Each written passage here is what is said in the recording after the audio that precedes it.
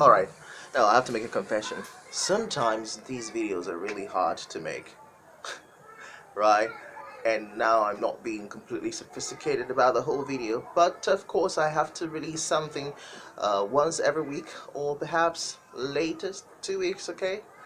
Alright, that said, the important thing I want to talk about today is for those of you who I'm teaching how to speak a better received pronunciation.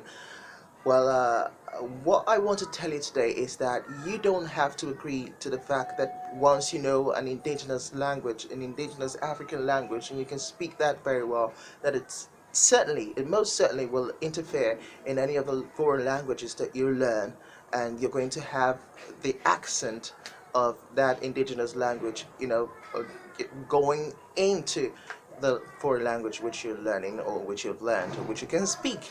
And I say that is a complete lie. You know why? Makana na sibo. Imamaka. The reason is that ana ma sibo na sibo foma. Nsubi wo kita anwa. Or there where any interference me wesi na interference batakwania. And what you hear interference again gonna interfere by him. It to you so you got make esi as open each use English. You got sway of my can then sway as sway. It you see boy sway of my I am bona near my finame. Eh? And as for those of you who start saying stupid things like speak English with those of us who speak English without the accent, without our indigenous accent, that we are, I don't know what you people call us, that we are sort of hypocritical or so. Now, that is a complete border dash to me, because being hypocritical is you not knowing how to speak your language very well.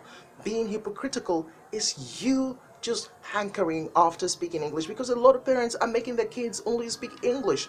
Now, I thank God that for the parents that I have that made me to know how to speak my language pretty well. And I can also speak Igbo pretty well. If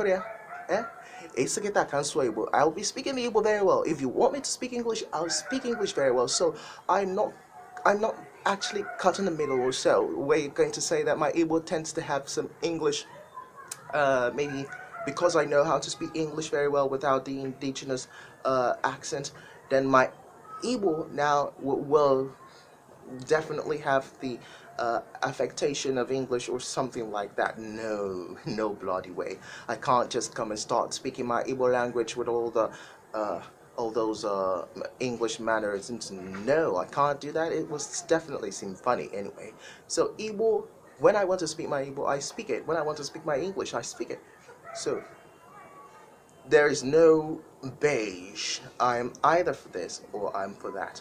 So don't you dare go and start saying things like, when you hear me speak English, you feel like, okay, I can't speak Igbo. Of course, when you hear me speak Igbo, you know definitely I'm from Anambra State. Of course, I'm really proud of it, okay? So guys, don't be deceived. And those parents who are always trying to make their children learn only how to speak English, that is it's really faulty, really. The fact that I grew up, I never really knew how to speak English well. Yeah, I grew up with a father and mother who made it really they made it really mandatory that we should learn how to speak Igbo first, and we did. And learning English just came naturally as we watched TVs and every other thing. So my indigenous language still is with me, and I can also still speak my very own dialect from the village where I come from. I can, not that I want to, entertain you with that right now, but I will definitely entertain you with that pretty soon, but not now. So the essence of my video is to let you know, parents out there, or anyone who has a ward who doesn't want his or her ward to learn how to speak Igbo language, please desist from that. I can speak Igbo language, and I can also speak English language. So, and it doesn't mean that if I learn English language first, it's going to it doesn't mean if I learn Igbo language first, it's going to utterly affect my English. Of course not. I personally learned Igbo language first, and I started learning English language very well. I think it was at the age of 12 that I started. So no time is actually late.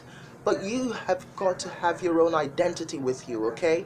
And that is the most important thing, having your identity. Don't lose it in search of any other thing.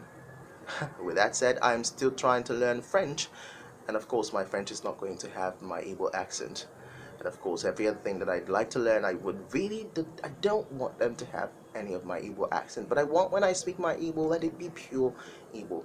Now that is the thinking of a linguist. Alright, I'm King Ife, and you've just had the joy of listening to my YouTube video. Thank you.